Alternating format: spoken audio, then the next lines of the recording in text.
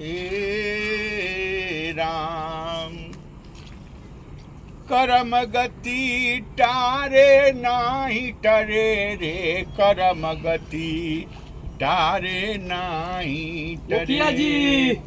हाँ अरे छत पर का करता रहो का हालचाल कुछ ना कहते नहीं नु। हाँ हर साल तो तू जानते वानी बड़ आदमी होगा हैं चंदा उंदा देवे करेला। हाँ आपकी सरस्वती पूजा हमनी के रखा तनी सन सरस्वती पूजा गांव में। अच्छा अच्छा अच्छा घर बन गई हो ना। हाँ एकदम। बनवनी है जाता हाँ। बड़ा दिक्कत होत रहल। अरे बहुत बेकत बढ़ेला तो मान ले कि चाहिए न कोठा ये सब नु बरकत ह ये सब बड़ा ये करे के नु बरकत कहल जाला। हाल सब आशीर्वाद बच्चे को मत दे लोग के आशीर्वाद। तो कितना लिख दी सरस्वती पूजा के चंदा? सरस्वती पूजा के चंदा तो हम ना देबो। चंदा ना देबो? चंदा हम ना देबो। तू हिंदू होगो कि ना? हिंदू हई हम पूजा ना करे।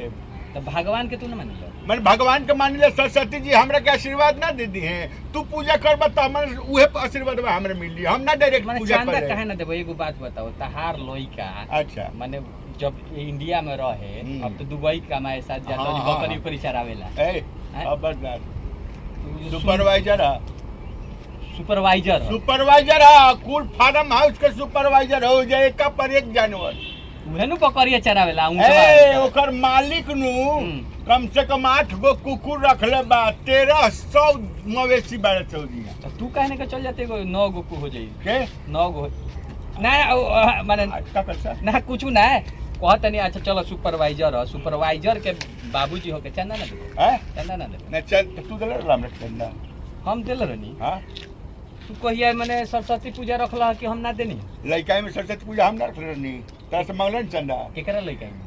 अपना लइका में जी हम ना मूर्ति रख रहनी तरह से मांगे दे चंदा। तो तारे लइकाई में हम पैदा भई रहनी कि चंदा दी?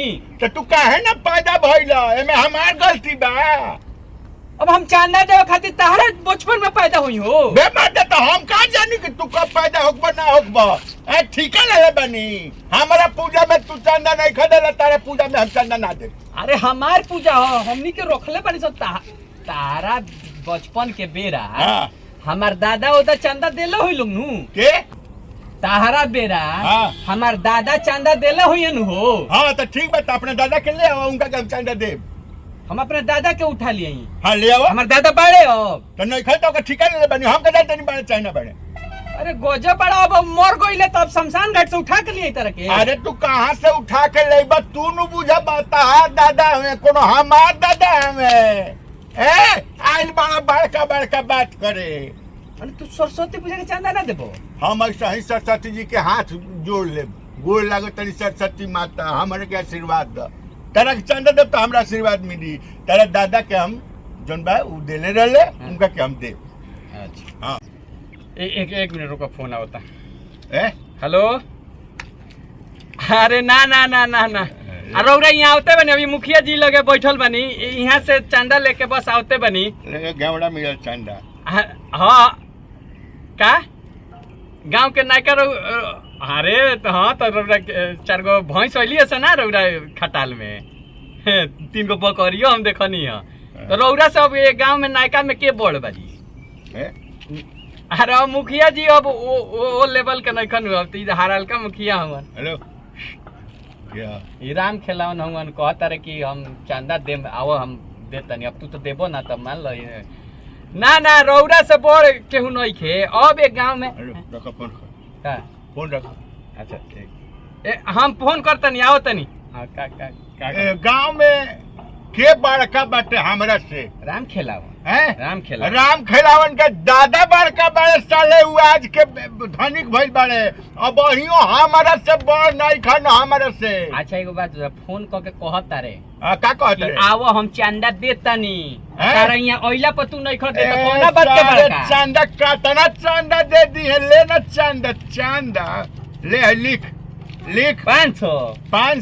अरे तू साचो बड़का हो राम खेलावन कहाँ लगी हो? 500 का ये राम खेलावन के दादा देखले ना हो 1100 कहतल है। ए लाना ये बारे मुखिया जी वाह मुखिया जी हई 500 आउ 1100 अरे तेरा राम खिलाने में लगी हो 1100 नया प्रधानी 1100 राम खिलाने दे दिए ना हाँ। 1120 अब हो गई तू गांव में 20 हाँ।